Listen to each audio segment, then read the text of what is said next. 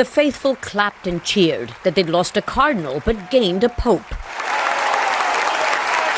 The cathedral from where the once Archbishop of Buenos Aires spoke against the evils of unbridled capitalism and called fellow priests hypocrites for turning their backs on the humble was bursting with people and pride. He is the best pope we could have right now.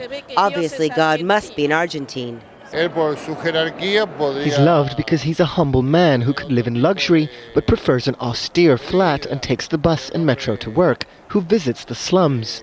The social sensitivities and outreach of Pope Francis, or Francisco as he's called in Spanish, likely played a big role in his selection. It could help revert the exodus of tens of millions of Latin American Catholics who've defected to evangelical religions in the last 25 years. This gives me the incentive to come back to the church and bring my son and daughter, my whole family. He brings a lot of hope for us in the Southern Hemisphere. The naming of the first non-European pope in a millennium and the first from Latin America, the region with the largest number of Catholics, was probably long overdue. While well-wishers here were enthusiastic, their numbers were modest, a sign of the church's dwindling influence.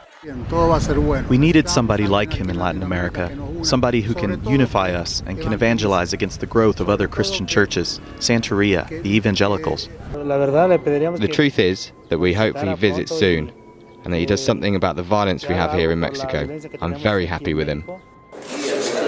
The new pope is as opposed as his predecessors to gay marriage, divorce, and contraception.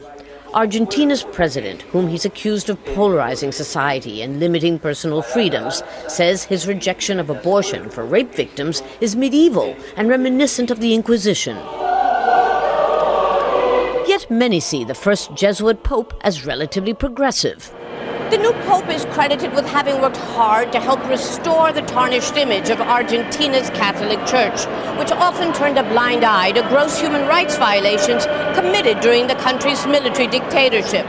But the pope, too, has been accused of having collaborated with those human rights violations, charges that he staunchly denies, hinting that they could be politically motivated.